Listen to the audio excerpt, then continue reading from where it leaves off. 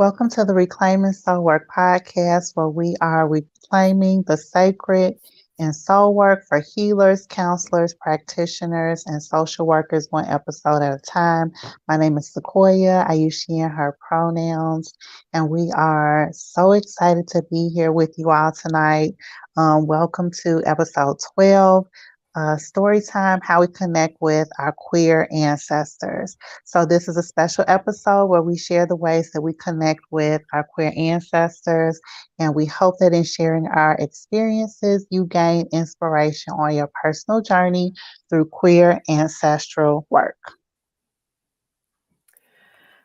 Welcome, y'all. Welcome.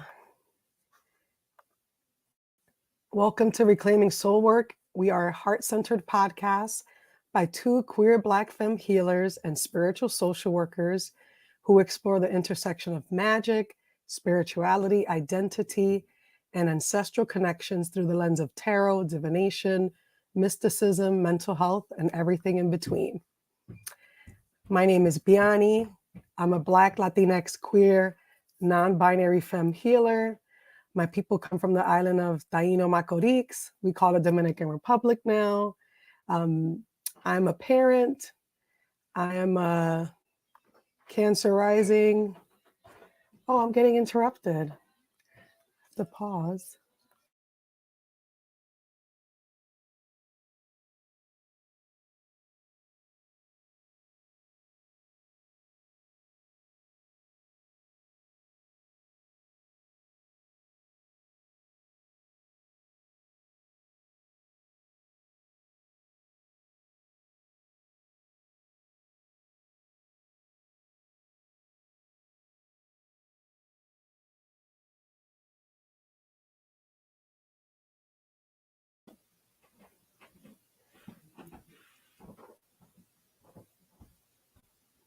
You're muted. Hey, y'all, we're I've been sorry. talking forever. Oh my goodness. We are human. We're What's human. going on today? We're human. As soon as I said I'm a parent, my child interrupts me. So, y'all, please offer us some grace. Oh, geez. We get to do it over. Let's do it Yeah, over. that's fine. That's fine. Okay. Bianna, you want to finish where you were because clearly nobody heard anything that I said. So that's fine. Oh, we're sorry, y'all. Look, we're having a human moment here. Um, we're just introducing ourselves. Again, my name is Mm-hmm. Biani. I use she, ella, they pronouns. I identify as a Black queer femme healer. Um, I am a parent of 3 kids, and of course, one of them interrupted, which is why I had to pause and mute y'all. Forgive me. Um, and yeah, I mean, there's so much that we're holding right now. It's clear that there's so much that we're holding, but um, Mm-hmm. one of the things that I would say that feels important about today is that we're honoring queer ancestors and also holding our grief. And so, yeah, that's my little brief intro. Amiga, do you want to introduce yourself? Yeah, I'll just, kind of wrap up what I was saying before. Um, I live in Anchorage, Alaska, on Dena'ina land. I'm currently in Chicago.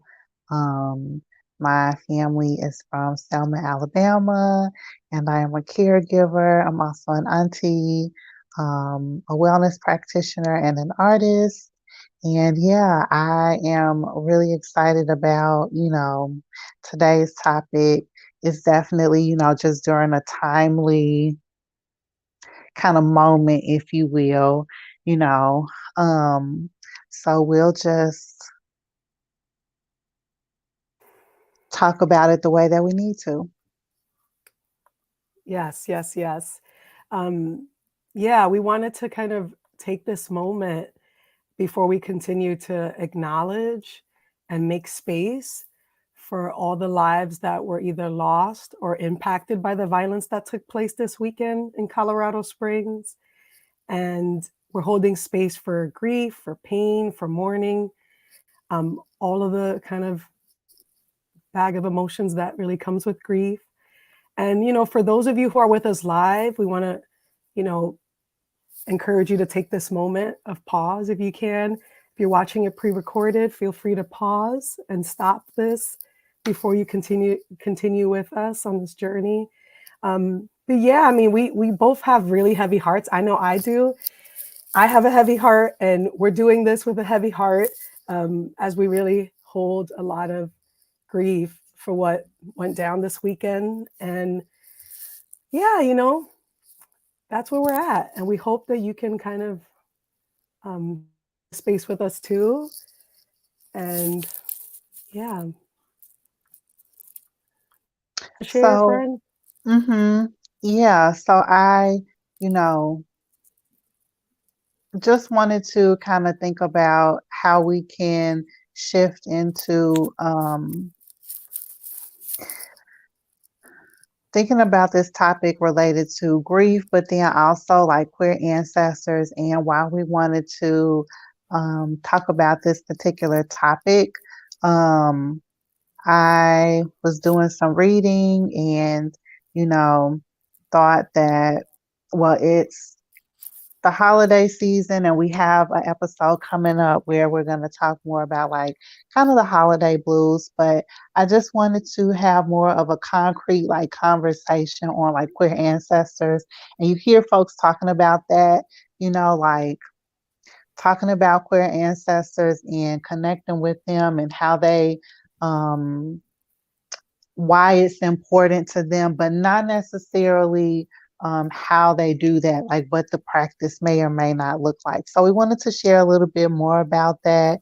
And again, it just so happened to kind of overlap with something that's, really hard that's going on right now. And I'll say before, as we continue, I Sequoia and I were talking about the relationship to grief and doing ancestral work as queer folks, doing queer ancestral work. And the deep grief that I feel right now is around what it means to be a queer ancestor, what it means for queer folks to become elders, like the chances that a lot of our folks in our community don't get to age, to get older, right? Because of the risk of um, persistent harm, threat, violence on queer and trans folks, specifically Black, Brown, Indigenous, and POC queer and trans folks. And just feels like so much deep grief. And again, this episode was conceived before these events have taken place. But we really feel like we wanted to have a conversation around how we connect with queer ancestors with the hopes that you all can make space for what that looks like for you. And also acknowledging that queer ancestral work is radical. It's a life affirming practice, a joy affirming practice. And also, grief is a part of a joyful practice, So we just wanted to kind of make space for that here. Yeah. I think that will just let us think more about not only like moving into this topic, but then also, this really, I think a practice that just acknowledges like where folks are related to relationships a lot of the times, you know. I think that toxic positivity has really like impacted how I would say some like therapists, counselors, approach especially like queer clients related to family relationships and dynamics, and sometimes it's not going to get better. Things aren't going to change just related to if there's like homophobia, transphobia, especially like within that dynamic. So, I feel like ancestral work helps folks to acknowledge, well, let me talk about myself. It has helped me to acknowledge just like where I am with certain relationships, and just in the sense of it's like this sometimes, like sometimes the resolution is things are the way that they are. I don't know if that makes sense related to ancestral work. Well, yeah, I mean, right. I think ancestral work and queer ancestral work feel really different. And I think you're right. I mean, I feel so when we're talking about ancestral work, a lot of what is talked about is this idea that we connect with those who are in our quote unquote family, like lineage that have passed on. But what does that mean for queer folks who um, have like maybe like that have difficulty in their families of origin? Um, and you're absolutely right. I think what we've been sort of wanting a space for is to think about ancestral work that is expansive, um, and in a lot of ways really queering ancestral work, but ancestral work that's expansive, that includes like our spiritual, cultural ancestors that we want to have a relationship with. Um, or even if it's complicated, holding that for a lot of queer folks, it might not, our ancestral work is not going to look the way that maybe mainstream new age spirituality is talking about. And it is important, which is why we are having this conversation, because queer ancestral work comes with a level of expansion and it comes with grief too, like holding that there are complicated relationships we might have in our lineage. and and also we choose our families, like as queer folks, like having our chosen family, um, chosen friends, chosen ancestors. But yeah, absolutely, for sure, it does make sense. You make sense. So I just wanted to hop into some of the kind of guiding questions for this conversation. So the first one is, what does it mean to have queer ancestors? Why is it important to cultivate relationships with queer ancestors? And then how do we connect with our queer ancestors? What do you think, Biani, about like hopping into those? I'm ready. I love it. Okay, okay, okay. Um, I can share a little bit first about what does Sure. it mean to have queer ancestors. So for me, what it means is, really around a practice. Like I've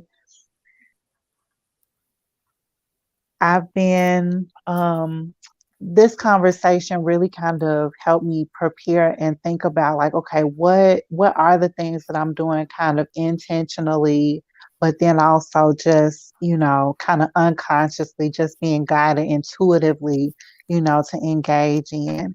And so for me, what it means to have queer ancestors is to really acknowledge things that have happened in the past, like not to forget, like remembering rituals. I think that it's really important. I think that that's really aligned with even, this take on the identity of queerness, right? Is this political context to it, right? Like not, as Bell Hooks would say, like who, not queer in like who you have sex with, but queer in the political context, right? And so, um, I feel like, having queer ancestors to me means like not allowing capitalism, for instance, homophobia, transphobia, to forget, or those instances and incidents when that happens, these systems to make us forget like the things that have happened in the past, but then also, that there is a really rich history there, that there is, and we've been talking about like joy, quite a bit. So I think that's what that's what it means to me to have queer ancestors. I kind of feel like we're probably gonna say the same thing. um, but when I think of this question feels really like a powerful question. And for Mm-hmm. those who are tuning in live or watching this recorded, we want to encourage you to like answer the question too with us. Let us know in the comments. What does it mean to have queer ancestors? And we know specifically we're talking to our queer kin right now.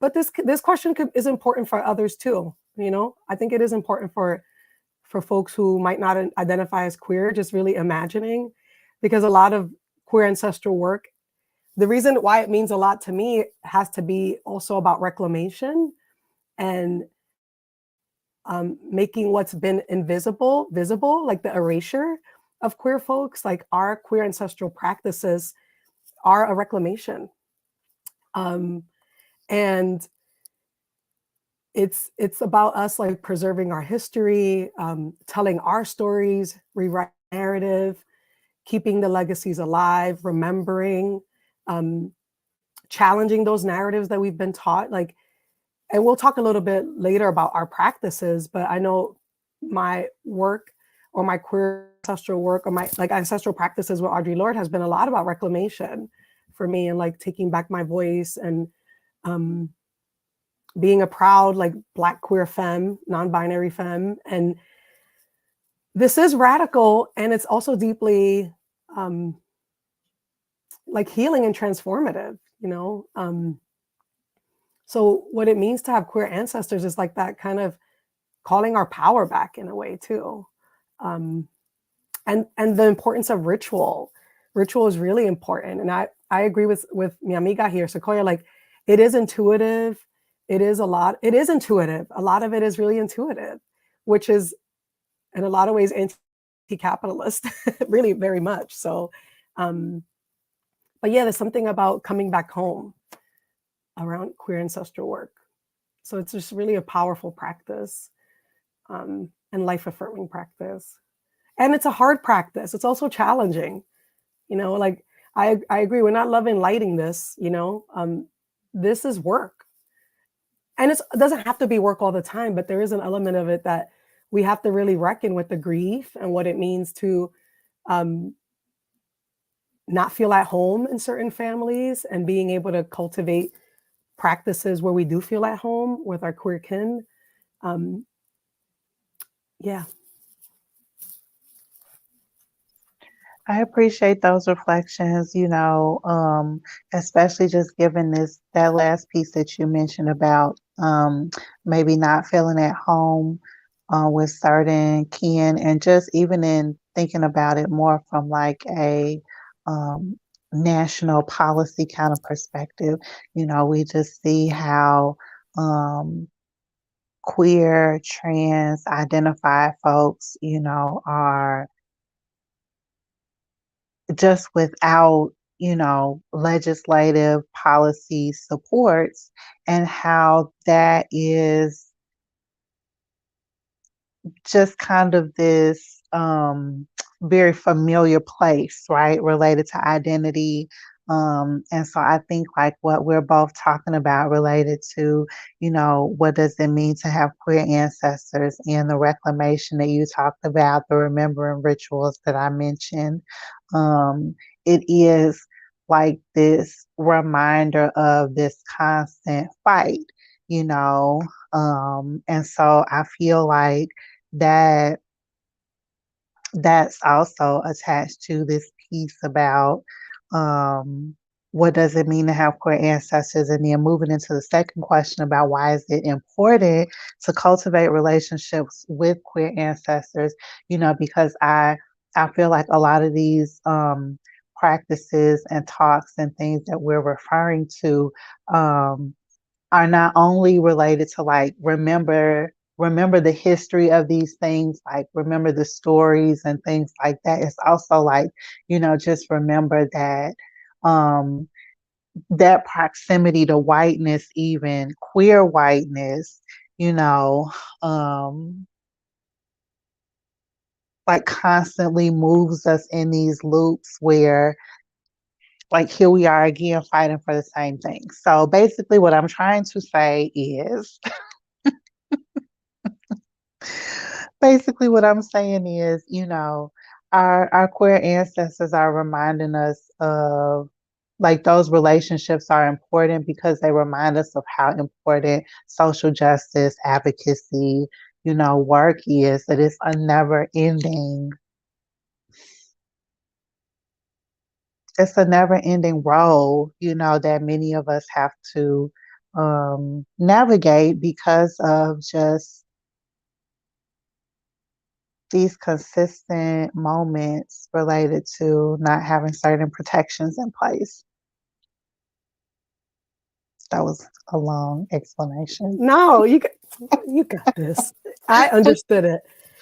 I agree, and I mean I think it's interesting too. Like we have to hold.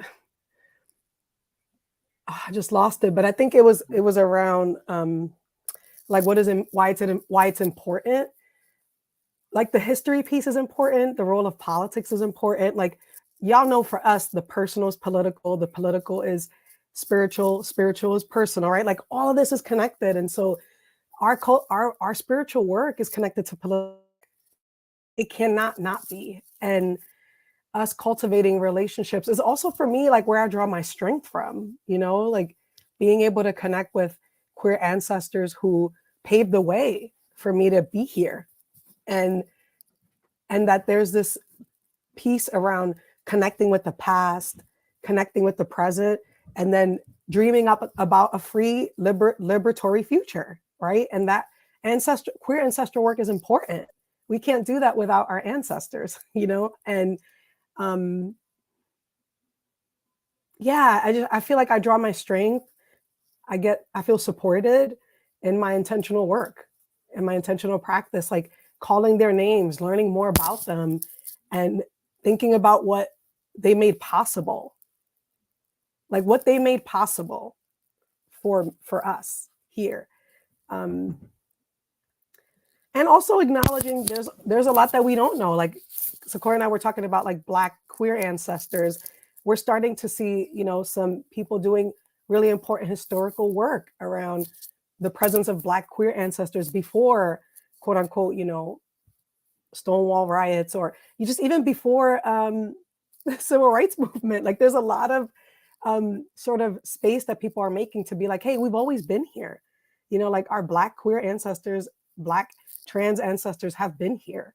And it wasn't all struggle too. Like it's holding both, and I think queer ancestral work is really important, and sets a foundation for us. And it's like, how do we know ourselves in the present if we don't know like the people that came before us? I mean, it's really, I think it's part of where my pride comes from, like knowing that there were people who came before us that made it possible for me here in the now. Yeah, I appreciate that reflection as well. Um, and again, if you are listening to this on the playback, please definitely like let us know what does it mean to have queer ancestor to you in the chat box, or like why is it important to cultivate relationships with queer ancestors for you, or even if you're listening to this and you don't necessarily identify as queer, but you support others, who might identify as queer. Um, you can definitely just kind of chime in on why do you feel like it's important to maybe even just support somebody, in that journey. Any tips that you would have to support, you know, um, related to someone being on, having that interest, how would you support them? And so, yeah, I think it'll be good for us to kind of navigate into how do we connect with our queer ancestors? What do you think about that, Biani? Yeah, it's time for story time. Okay, Yay. cool, cool. Okay. Well, I I feel like I was saying before, sitting down and actually like thinking about this question was a really good practice, Hmm. and definitely just like help with I'm really touched by Dr. Nicole's comment. I don't want to cry, but I can relate. I can relate to that. Sorry. You want to read it, Biani? Yes, please. So honestly, it was my queer ancestors that helped me see myself fully, finally. Yes, yes. I feel the same way, Doc. Yes, it is this idea of being seen, to be fully seen, like, and it happening in our queer ancestral practices. I mean, it's just, I just wanted to say that, and I'm sorry I interrupted you, Sequoia. I'm sorry. Um, It's okay. It's all right. I think that, making time for the comments is absolutely fine. But yeah, I think align with definitely this idea of um, thinking about what are the ways that, I connect with queer ancestors. What is the practice around that? And I think, that comment that you just mentioned, Biani, really just kind of got into even like the practice of like values, self care, self work, really like rooting in even, I think you mentioned like calling our energy back, Um, so I sat down and thought about like what's my practice, either intentional and the areas that, I think just randomly come up for me sometimes. And so one of the kind of areas that I thought about was doing different like writing courses. So I found this really good quote in a book that a dear friend gave me called Working the Roots. And there was this little excerpt in the section called Power of Prayer. And I felt like it connected to the writing courses that I usually take, just around how they are. Giving examples of the power of prayer. And so it says, a prayer is a statement that facilitates life on some level because there is no room for any other kind of prayer. So when those words come out, I know the ancestors are elevated and are there to help too. I strongly believe that everybody has a way to identify him or herself through language, movement, and sound. When we mimic those movements, we attract the same energy from generations on back. Whatever we do taps into that power. It's like having a posse that's not seen but felt. And so I feel like that kind of explanation about the power of prayer and then that connection to like movement and sound and being in that particular energy like calls those ancestors, and their energy um to you, to the, whatever kind of process that you're doing. um and yeah, and just thinking about that with writing. So that's kind of what, like, my first one that I wanted to add. And two of the ones that have been like really like influential, and they still do, like, I don't know if we're gonna do like a resource list, but one was with the Salome Institute, and it was Writing Ourselves Through the Apocalypse with Dr. Ayanna Jameson, and she does work around Octavia Butler, and it was on Octavia Butler. And that one was really cool. And then the other one that I did was with Alexis Pauline Gums, and it was the Black Feminist Breathing Course, and it was like a 21-day meditation where we said the ancestor's name and then did an affirmation. And she has like a oracle deck that's attached to that. And so I do stuff like that. So that's like a part of my ancestral kind of practice, as well as,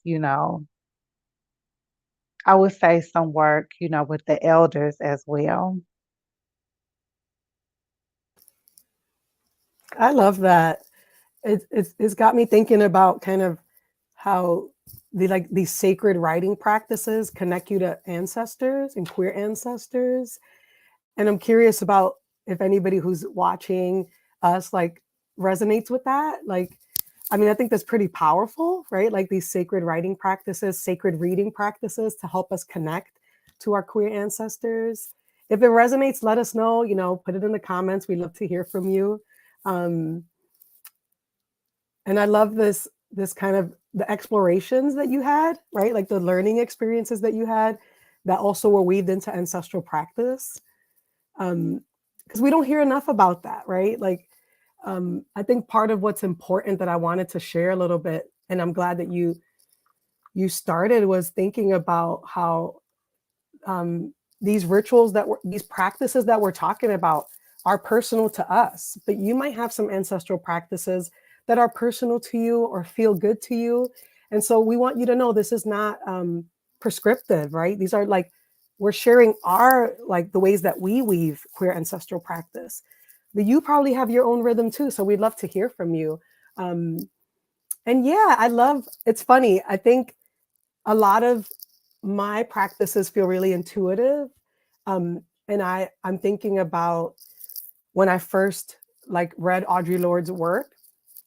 I was like 19 years old, like in the closet, like, I mean, whatever that means, closet, but I was definitely like not out. And um, I think I read Sister Outside first. And I was like, this is my people. I just immediately felt really connected to her. And I think Audre is like the queer ancestor that I've worked with the longest so far. Um, and a lot of my work has been like reading all her writings, everything she's ever written, watching interview speeches, learning about her family, like her chosen kin, watching documentaries, interviews. Like I wanted to know her, and um, I and it's led to the place of like now that I have an altar set up for her, with favorite quotes that resonate, um, like the elements, whether it's water, incense, just kind of having this thing that's just for her, celebrating her on like her birthday, certain speeches that she gave, the day that she became like an ancestor, which was a few days ago, this month. And yeah, like it's been largely intuitive. And but it's also where I've drawn a lot of strength. And I know that she's sort of considered like a really well-known like Black queer ancestor, and yet I've always wanted to kind of get deeper into like my relationship with her, and I've asked consent, and I've been very clear, like, I want to build this relationship with you. Is that okay? Will you accept all parts of me? you know Sometimes I'm pulling cards and asking, what would Audre Lorde do, like as a source of guidance, thinking of her as an elder that I can reach out and connect with. um, Journaling, like for sure, a lot of sacred reading and writing practices like you. Um, and really, where it's been like I've drawn a lot of strength from and felt supported. And I think to what Dr. Nicole mentioned too, feeling really seen. Like it really started with feeling really seen, um, feeling really seen by her in a lot of ways, especially as a mom, um, as a queer Black Caribbean. Like there were so many connections that I felt to her. And I would say the same thing to Bell Hooks. And I know we don't know, quote unquote, how I claim her as a Black queer person, but I felt that same way about Bell, feeling like she was a queer kin, like a queer elder. And then I'm also aware too that there are queer ancestors in my family that I don't know about, and my sister and I are always like, well, we think so and so was, and there's a lot that we try our best to navigate. And that's the grief, y'all. Like that's a little bit of the grief too, just one, not knowing people in my family, but also knowing that with consent, I can have a relationship with queer ancestors, with like wise, benevolent ancestors that I want to feel connected to. So I think, there's a lot of, kind of connection for us, like our practices helps us connect to queer ancestors. And for me, it's definitely writing, it's definitely reading. Another piece is like around my sacred energy work, Reiki practice. That's another way that I'm really connecting with queer ancestors. I worked with, like, my teacher was a queer like a queer slash trans healer, and we did a lot of ancestral practices, like really honoring our queer and trans ancestors. So they really helped me with that, and I would say they're a part of my lineage. I would also add part of my queer ancestral practices is also around lineage work, and that's something that Sequoia's been really helping me with too, like holding like people who are a part of our lineage who really influenced us, who've gotten us here, right? I think that's a queer ancestral practice, like acknowledging all the people that got us here, all the people, whether they're intellectual ancestors, cultural, spiritual, you know, like they've all gotten us here, you know. So my teacher, my energy teacher Zell, got me here. They're a part of my lineage, you know. Yeah, I hope that's clear. I hope that makes sense. And, you know, for those that, if things are feeling like they're resonating, like let us know in the comments. We'd love to hear from you. We're sort of sharing our practices, our personal practices. That absolutely made sense, and definitely resonates and overlaps quite a bit. I just wanted to acknowledge what Dr. Truesdale said. I love the creative outlets. Thanks for sharing. Like, yeah, sure, definitely. And for me, that's like the foundation of a lot of the ancestral work that I do. And also just even like the foundation of the energy, like the value around um, organizing, but then also just being in spaces with intergenerational like mindsets and perspectives. Um, and so, yeah, I thank you for sharing that, Biani.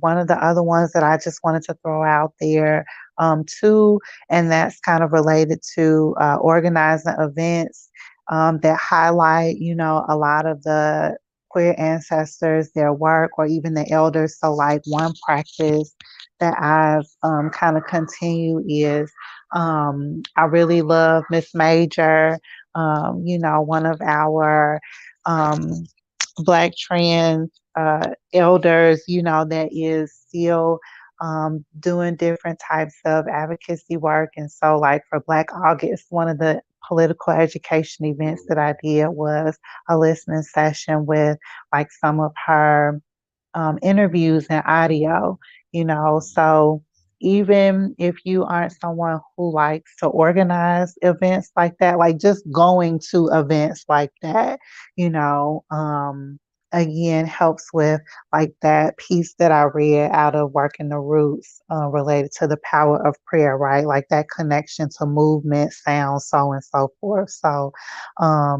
yeah, like that's definitely just another way that I practice that. And the links are still available for that. Um, you can see that at my business YouTube on Red Linen Moon Wellness and Consulting. Um, yeah, if you want to just practice something around like Miss Major. Yeah, I love that. It has me thinking too that, you know, for somebody who might want to start out, maybe for somebody who's sort of like, oh, I really want to, you know, be on this journey of, you know, queer ancestor veneration or like doing this work. Um, my sort of first kind of suggestion is often like, well, what are you hoping to get out of it, right? Like, is it connection? Um, is it around healing? Because there are ways that people do like healing ancestral work, like helping heal some past, you know, challenges that folks in your, you know, community and your family have had. And I mean family in the chosen way, y'all. But um, just thinking about first, like your intention, like how is it that you'd like to, you know, begin your work with queer ancestors? I often feel like maybe the best way to start in a less direct way is that way, just thinking about building connection. Um, if there's somebody, a queer ancestor that you're really drawn to and you want to learn more about them, that would be a way. That's sort of why I offered like Audre Lorde as an example. Um, there's also now, like kind of like learning history. I'm really excited about a book that's coming out about according to this writer, um, it's like the first, you know, drag queen accordingly, and it's a book by Channing Joseph called House of Swan, where slaves become queens and change the world. I'm excited about that book, and I really am often drawn to history around our queer and trans ancestors because there are people finally, like other queer folks, again, like taking back the narrative. We've always been here. Like that's erasure. Always been here. We're going to learn. That's an important ancestral practice. Like learning about LGBTQ figures. Or folks that have shaped our communities. If you're feeling like you don't know where to begin, start there. It might be really important to start there. Do you have any thoughts, Amiga, about that question? Just like a question that I was thinking about. Yeah, I thank you for that invitation. I just want to highlight, um, however um, whatever your process looks like related to, if this is something that you are interested in exploring, like that's cool. Like low barrier, accessible is absolutely aligned with the practice. These are just some of the kind of examples that we're sharing. Um, you know, I Biani mentioned like pulling cards, right? Like there's candle work, there is, other divination practices that you can explore related to ancestral work. You can get different readings related to lineage, like Biani was mentioning.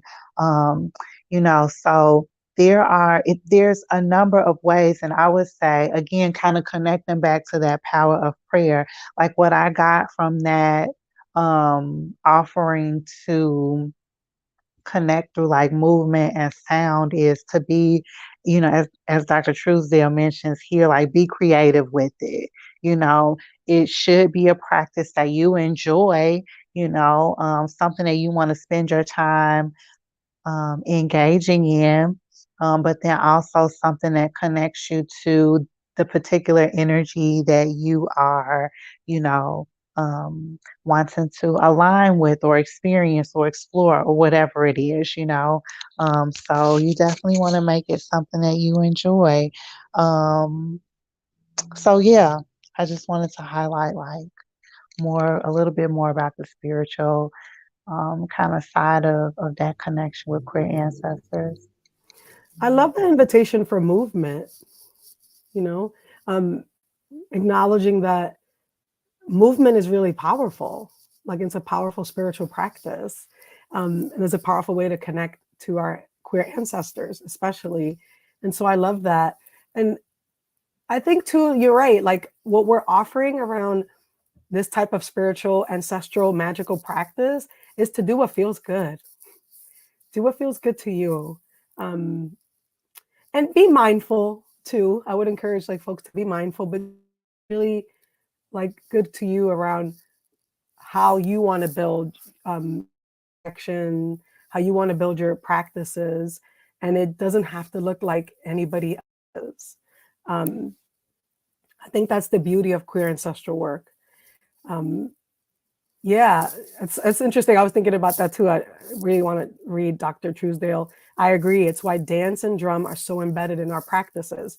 Got to shake that ass to get right with spirit. Yes, yes, yes, yes. Thank you, Dr. Truesdale. That's right. Especially for us, like Black, Brown, POC, queer folks. Like, it's not a lot of talking to get into movement, rhythm. Um, yeah, like that's how we get into our bodies, and that's how we get into this work. Absolutely. So really, really do what feels. It might have to start with the body too. It might. Yeah, I think, again, just supporting whatever energy aligns with whoever you want to connect with, but then also again like what you find fun and engaging and creative, and a place where it feels like you can explore the themes and the topics and the feelings that you want to and not feel like restricted. Um, so yeah, I was wondering if you had any main takeaways, Biani, anything coming up for you related to, you know, one last thought on this topic, anything like that. I'm thinking a lot about how queer ancestral practices help us invite the sacred. And what's sacred is what feels good to you. That's like one of the takeaways I'm resonating with, whether that's writing, reading, listening to music, dancing, taking a course, being in community with others. Like your like queer ancestral practices are varied, and it's important that they're varied, but they're gonna resonate with with you. It's your practice.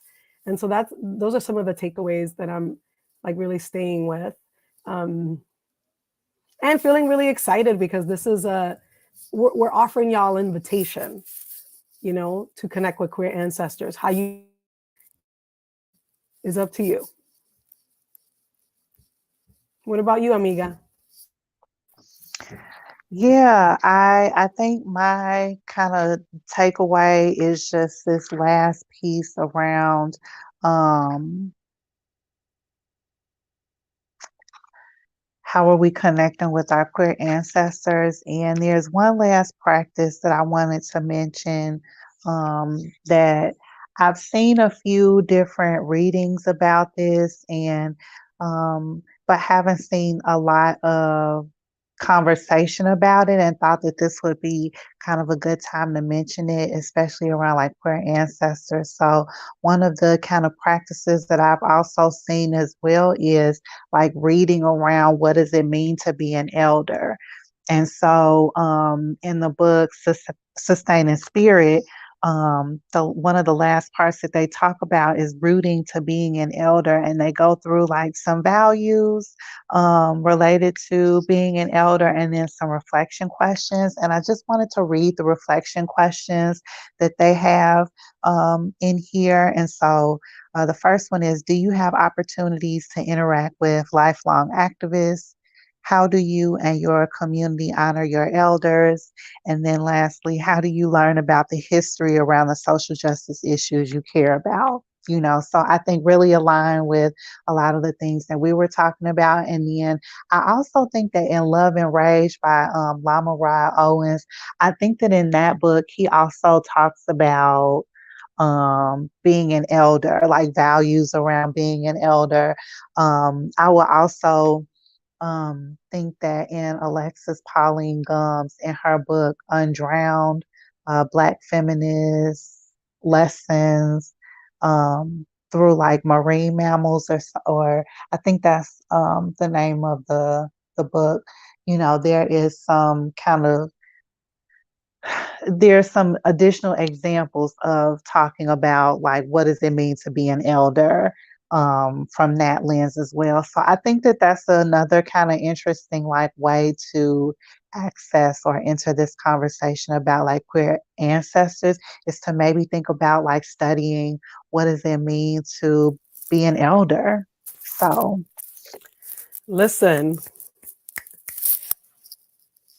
that is so powerful. Um, I mean, and this is, as we close today, it feels like a full circle moment as we hold space for the grief in the morning we have about what just happened this weekend in Colorado Springs. And this grief I feel about wanting to be a queer elder, right? Like growing old so that I can imagine what it'd be like to be an elder and become an ancestor, like become a queer ancestor. And it is connected, my friend. You're absolutely right. And I love that invitation for us to also think about our queer ancestral practices and think about what it means for us to be elders.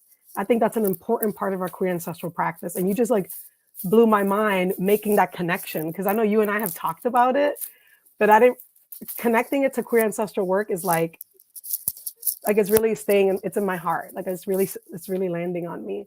um and I wonder if it's landing on you, y'all, because I don't even know what to say now.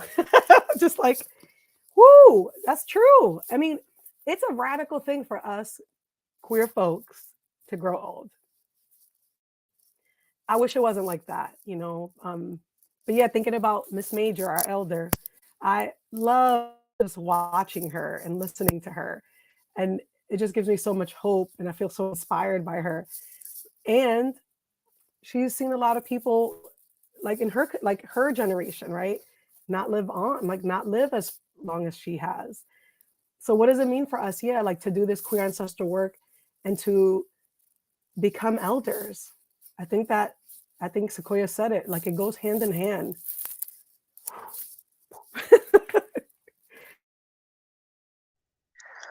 Cool. I appreciate that reflection. And yeah, I just want to kind of say thank you everyone for being with us today. Let's keep this conversation going. Please make sure that you share your thoughts and the questions in the comment section for those that are listening to this on the playback. Thank you again for those that joined us during the live stream and commented. We greatly appreciate, you being here with us and supporting the work. We'd love to hear from you again from those that are watching the playback. Please join us in 2 weeks on December the 5th for our live episode 13, where we're going to talk about the pros and cons of licensure. We're going to get into a little bit of chatting and vibing and see how that goes. Chats and vibes. So we'll see how that goes. Yes, I love it.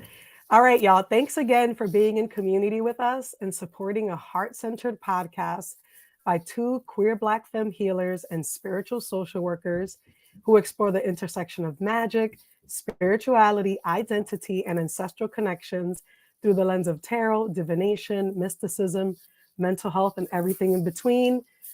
As Sequoia mentioned, we would love to stay connected with you and build this spiritual healing community. So subscribe to our YouTube channel, Reclaiming Soul Work Podcast. Once you subscribe, y'all, you can set a reminder for notifications when we release our next episode. You can also sign up at the landing page on our website to be notified of new episodes and any future offerings we might have.